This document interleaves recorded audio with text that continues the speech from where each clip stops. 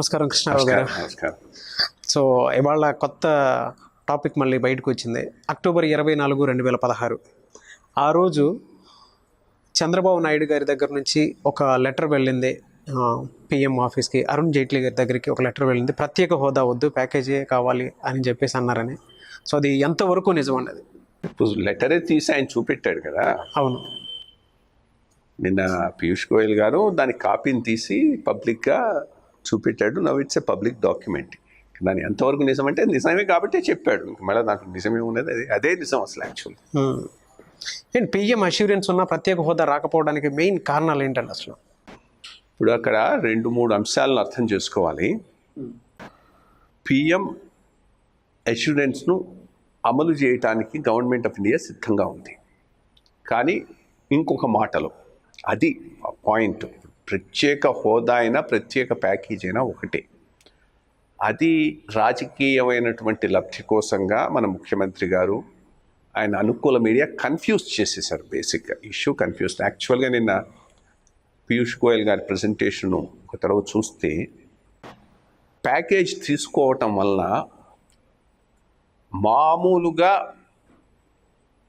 స్టేటస్లో వచ్చేదానికన్నా ఒక 20,000 కోట్లు ఎక్కువ వచ్చే అవకాశం ఉంది. సింపుల్గా అది చాలా ఇంపార్టెంట్ పాయింట్ అని నాకు తెలుసు, కానీ అది ఇంత మటుకు ప్రజల్లోకి పోలేదు, ఈ మీడియా తీసుకొని పోలేదు కాబట్టి అంత క్లారిటీతో ప్రజలకు అర్థం కాలేదు. ఇప్పుడు 14th ఫైనాన్స్ కమిషను 5 ఏళ్లకు డెఫిసిట్ ఎంత అనేది క్యాలిక్యులేట్ చేస్తారు. డెఫిసిట్ ఎంత అని క్యాలిక్యులేట్ చేసి ఆ డెఫిసిట్ అమౌంట్ను రాష్ట్రాలకు ఇవ్వటం జరుగుతుంది. మన రాష్ట్రానికి అది 22,000 కోట్లుగా క్యాలిక్యులేట్ చేసి దానిని ఇచ్చారు. ఈ 22,000 కోట్లు ఎట్లా క్యాలిక్యులేట్ చేశారు? ఇది 22,000 క్యాలిక్యులేట్ చేసేటప్పుడు కేంద్ర ప్రభుత్వం నుంచి వచ్చే స్కీముల్లో 60% కేంద్ర ప్రభుత్వం పెట్టుకుంటుంది, 40% రాష్ట్ర ప్రభుత్వం పెట్టుకుంటుంది. సో రాష్ట్ర ప్రభుత్వం యొక్క వ్యయం ఎక్కువగా ఉంటుంది. ఇంత వ్యయానికి తగినటువంటి ఆదాయం లేదు కాబట్టి ఇది 22,000 కోట్లని వాళ్ళు క్యాల్కులేట్ చేయటం జరిగింది.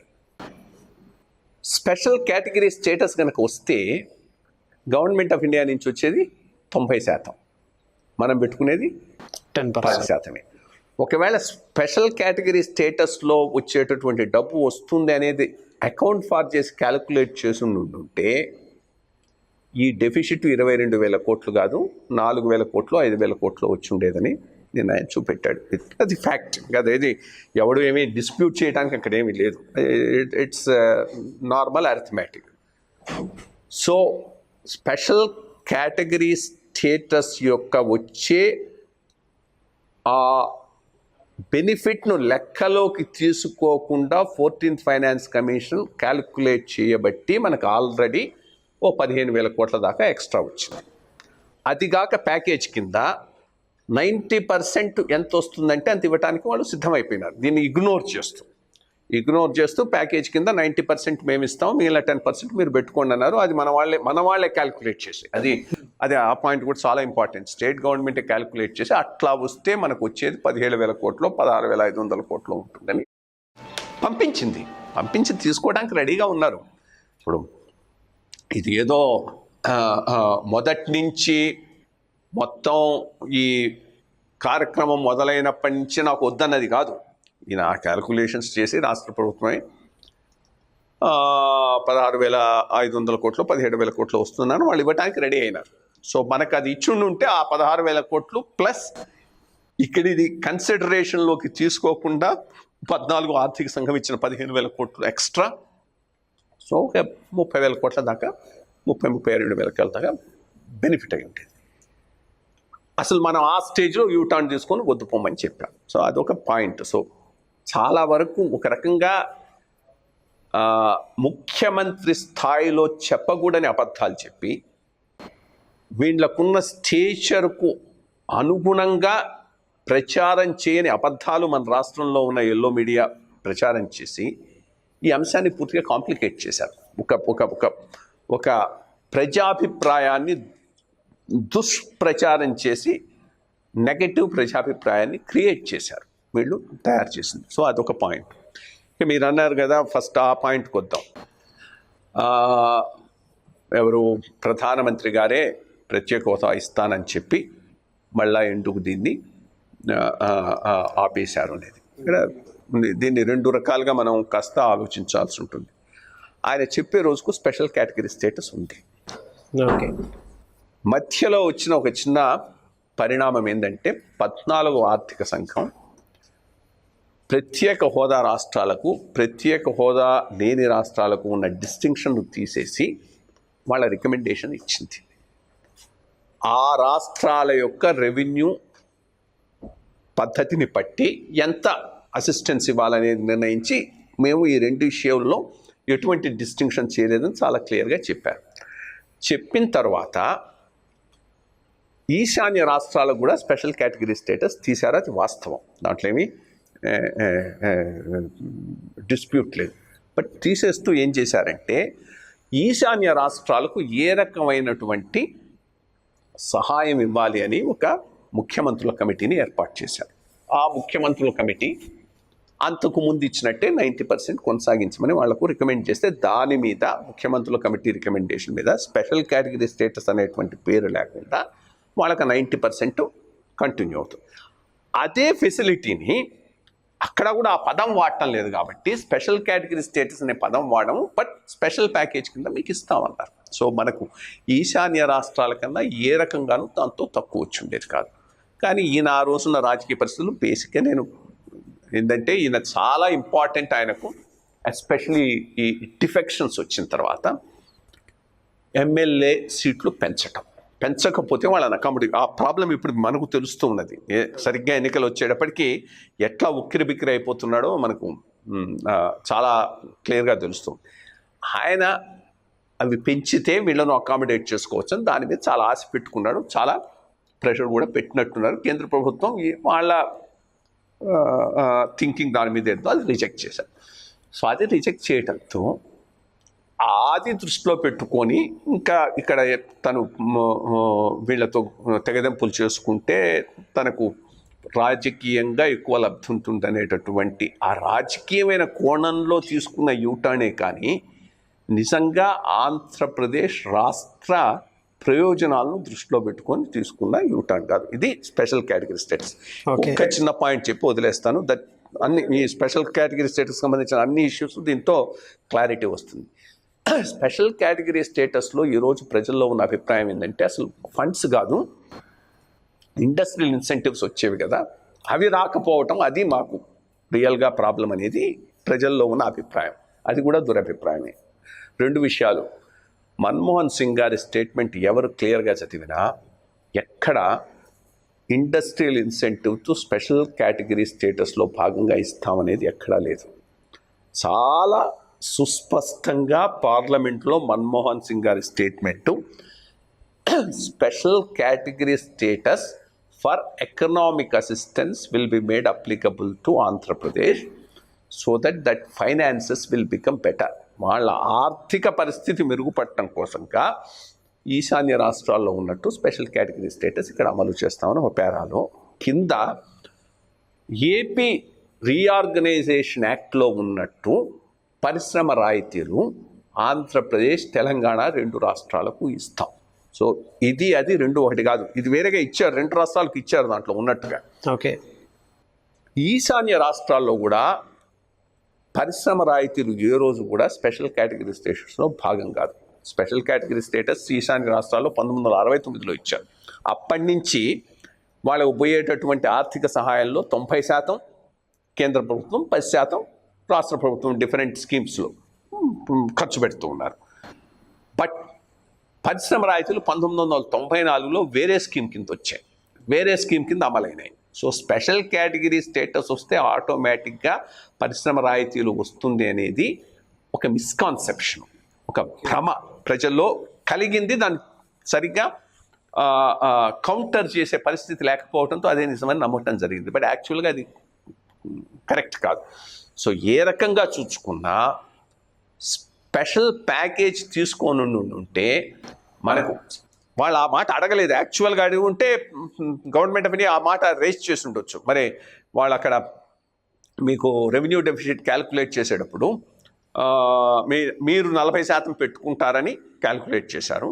ఇప్పుడు 10% ప్రకారం ఇస్తున్నాము. కాబట్టి ఆ గ్యాప్ను మేము పట్టుకొని ఇస్తామని ఉంటే మనకు 5,000 కోట్లకు మించి వచ్చి ఉండేది కాదు. సో అది చేయకుండా, ఆ ఇష్యూ అసలు రైజ్ చేయకుండా they were willing to take care of it. I think రాజకీయమైనటువంటి ప్రయోజనాల కోసంగా ముఖ్యమంత్రి గారు రాష్ట్ర ప్రయోజనాలను ఈ విషయంలో తాకట్టు పెట్టారు అంటలో ఎటువంటి సందేహం లేదు. ఈ విషయాన్ని ఎందుకు ఇప్పుడు అంటే లెటర్ ఇప్పుడే ఎందుకు చూపిస్తున్నారు? ఎప్పుడో అప్పుడు చూపెట్టాలి కదా. నేను కూడా అదే అనుకున్నాను, ఇంకొంత ముందు చూపెట్టుంటే ఇంకా బాగుండుండేది. బట్ ఇప్పటికైనా చూపెట్టారు, మంచిది. అంటే ఎలక్షన్స్ కోసమనా? ఎలక్షన్ అని కాదు, నాన్ ఎలక్షన్ కాదు, ట్రూత్ అయితే తెలియాలి కదా ప్రజలకు. ఇంకా ముందు చూపెట్టుంటే ఇంకా చాలా బాగుండేది పార్టీ కూడా, రాష్ట్రం. సార్, పవన్ కళ్యాణ్ గారు 25 ఏళ్ల సుస్థిర భవిష్యత్తు కోసం పోరాటం అంటూ ఆ నినాదాన్ని లేవనెత్తి బీఎస్పీతో పొత్తు పెట్టుకోవటం జరుగుతుంది. ఈ పొత్తు వెనుక టీడీపీ హస్తం ఏమైనా ఉందా? తెలియదు, నాకు తెలియని విషయం మీద నేనేమి పెద్దగా గెస్ చేయాల్సిన అవసరం కూడా లేదు. బట్ నేను మొదటి నుంచి ఒక వ్యూతో ఉండేవాడిని. మరి ఎందుకో జనసేన లీడర్షిప్ దాన్ని అంతగా రిసెప్టివ్గా లేకపోయినారు. నేను మొదటి నుంచి అనుకున్నది ఏంటి అంటే, బీజేపీకి అర్బన్ ఏరియాస్లో కొంత పట్టు ఉంది, జనసేన యొక్క పట్టు కూడా అర్బన్ ఏరియాలో ఉంది. సో ఇద్దరు కలిస్తే ఒక బ్రాడర్ ప్లాట్ఫామ్ మీద ఒక 20-30 కాన్స్టిట్యున్సీస్లో స్ట్రాంగ్ ఫోర్స్ కాగలుగుతారు. ఆ కలిశారంటే బీజేపీకి చాలా, ఇంత నెగటివిటీ ఉన్నా కానీ చాలా పాజిటివిటీ కూడా ఉంది. బట్ విన్నింగ్ కాంబినేషన్ చూస్తే ప్రజలు చాలామంది వాటంతట వాటే వచ్చేస్తారు. సో ఇది మంచి విన్నింగ్ కాంబినేషన్ అనేది నాకు బాగా మైండ్లో ఉండి జనసేన నాయకులతోనూ మాట్లాడాను, పవన్ కళ్యాణ్ గారితో కూడా 2-3 సార్లు చెప్పాను, ఆలోచించండి బాగుంటుంది. సో నన్ను ఎందుకో మరి అది వాళ్ళకు అంత క్యాచ్ చేసుకోలేదు వాళ్ళు. అది ఆ పాయింట్ ఆఫ్ వ్యూ వాళ్ళకి అంత ముందు తీసుకుపోయి ఉంటే ఇప్పుడున్న పరిస్థితుల్లో చాలా బాగుండేదని నేను అనుకుంటాను. సో మీకు తెలిసిన నిజం చెప్పండి, అంటే అంతర్గతంగా జనసేన పార్టీ టీడీపీ పార్టీతో కలిసి పనిచేస్తుంది అని అంటున్నారు బయట. మరి అదే అంటున్నారు, స్పెక్యులేషన్ మీద నేను కామెంట్ చేయదలుచుకోలేదు. But I mean after all as an independent party ఆయన వాళ్ళ డెసిషన్ వాళ్ళు తీసుకుంటున్నారు, అదే ఉంటుంది. 2012 ఆ ప్రాంతం అంటే డిసెంబర్ ప్రాంతంలో మీరు చీఫ్ సెక్రటరీగా అవ్వాలి, కిరణ్ కుమార్ రెడ్డి ముఖ్యమంత్రిగా ఉన్న హయాంలో. ఎందుకు అంటే ఆ బాధ్యతలు తీసుకోపోవటానికి కారణాలు ఏమైనా ఉన్నాయి? అసలు తెలియదు యాక్చువల్గా. అంటే ఆల్మోస్ట్ అలా అయిపోతుందని నేను అనుకున్నాను. ఆ స్థాయికి వచ్చిన తర్వాత మరి ఎవరు ఏదో ఉంటారు కదా, అన్ని చోట్ల డిఫరెంట్ పీపుల్ విత్ ఇన్ ఆఫీసర్స్లో కూడా ఉంటారు, మన అంతే నచ్చిన వాళ్ళు ఉంటారు, వాళ్ళకి అసలు క్లోజ్గా ఉండేది అని చెప్పడం ఏదో జరిగింది. మొత్తం మీద సంథింగ్ హ్యాపెండ్ ఇన్ సైట్. అంటే ఒకటి, ఆయన అంతకుముందు కూడా నాతో అంత పెద్ద ఇదిగా ఏమీ లేరు నేను ఈఓటీటీగా ఉన్నప్పుడు. అది కొంతవరకు అది కలిసి దాన్ని ఆ నెగటివిటీని తగ్గించడానికి ప్రయత్నం చేశాను. బట్ ఫైనల్గా ఆయన మరి ఆయన ఫీడ్బ్యాక్ ఏందో మరి తెలియదు. ఆర్టికల్ 8కి కాలదోషం పడడానికి కారణాలు ఏంటి సార్? అసలు ఆర్టికల్ 8 కాలదోషం పట్టడానికి కారణాలంటే అది యాక్ట్లో పెట్టిన విధానమే కాలదోషం పట్టే విధానం. సో ఇంకా దాని గురించి పెద్దగా మనం ఆలోచించుకోవాల్సిన అవసరం కూడా లేదు. First thing, government of India సీరియస్గా ఉండి అప్పట్లో మనం ఇన్ఫ్లుయెన్స్ చేయగలిగి ఆంధ్ర వాళ్ళం, హైదరాబాద్ యూనియన్ టెరిటరీ అయి ఉండాలి. యూనియన్ టెరిటరీ అయి ఉంటే ఇంక క్వశ్చనే లేదు. బట్ సెక్షన్ 8 ఏంటంటే